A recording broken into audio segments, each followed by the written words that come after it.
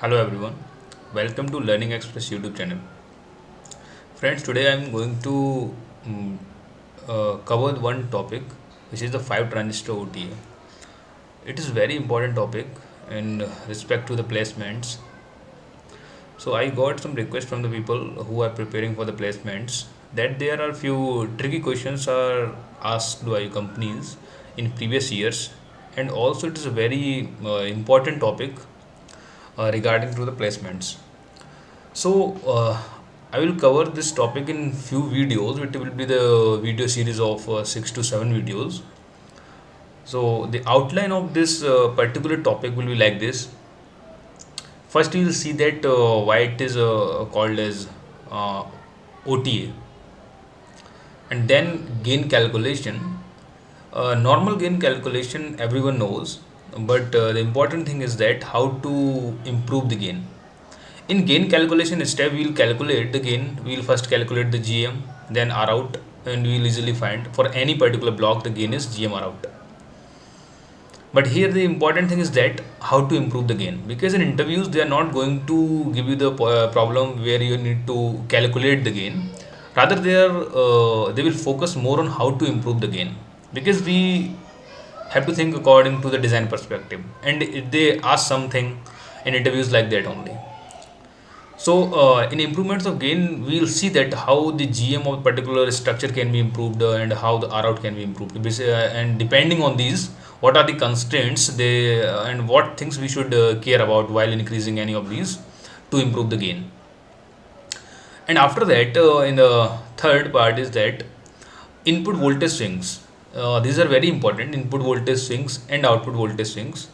More or like we will tell about what DC we can apply at the input, what is the range of that DC is called as the common mode range, and what is the range of voltage that can be obtained at output.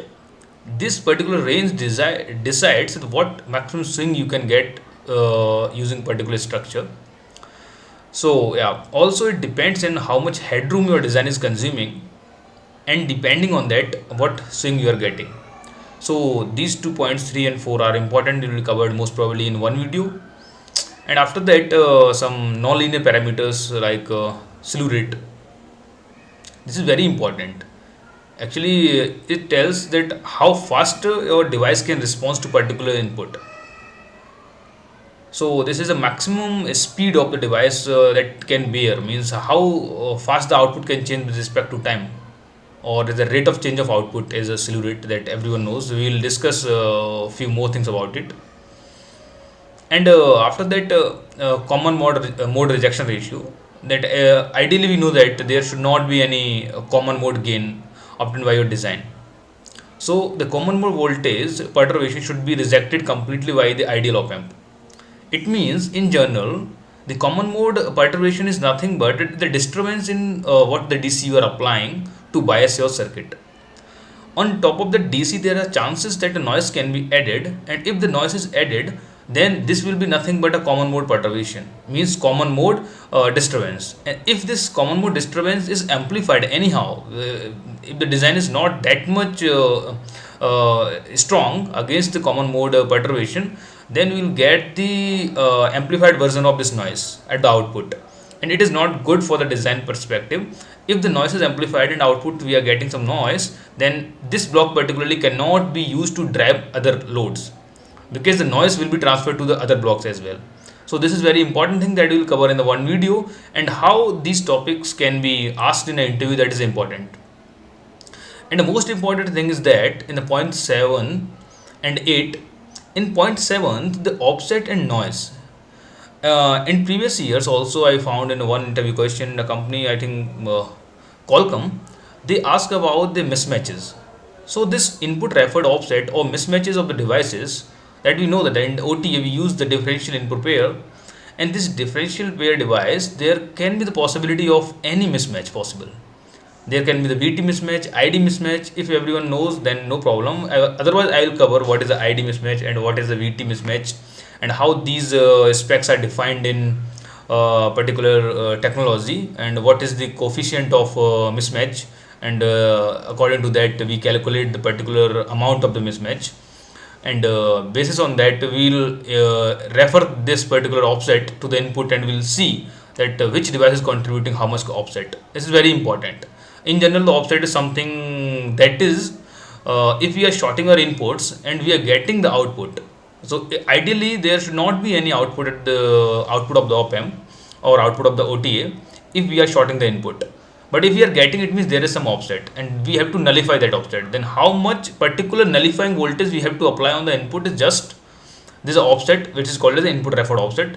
When we will apply that particular amount of the offset, the output will be 0. And that is our target. And it should be as minimum as possible. And after that also we will see the noise contribution of each devices there, and we will calculate this step by step. So this is a very important topic, point number 7, that offset and noise. And after that, the frequency response. I'll tell in detail about the frequency response. I'll first tell you about the open loop system, means what OTA with no feedback is there.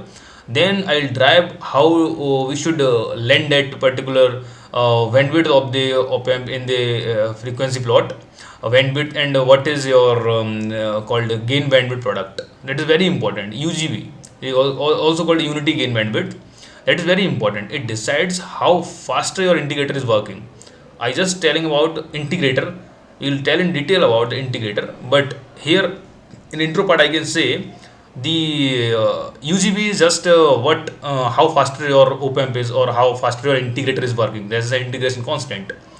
So in detail we will see that how this means speed of the op amp can be increased, what are the design parameter responsible for that, and what are the design parameter responsible for your gain, and how your gain is rolling off, and what particular transition point is that where the gain is rolling off and before the gain is there constant. So we will see that how we can improve the bandwidth, how we can improve the gain bandwidth product, and after that we will analyze the closed loop system.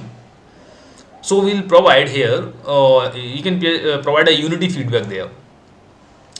So one of the input of these two differential pair will be connected to output, and from that feedback perspective, we will analyze that how your input, how your output is coming, or how your design is behaving to the input changes. If there is an input of particular frequency, then how your output is coming, and if we are increasing the frequency slowly, what is the changes in the output, and if we are giving a very high frequency input, then how your output is behaving. So these are the things we will discuss in detail about in the frequency response. Maybe the frequency response itself will take 2 videos, and rest I'll try to cover the things in one video individually. So I think this is enough for the intro of the 5 transistor OTA. From coming video we will see that what the step by step analysis of all the topics that I am covering. Okay, thanks.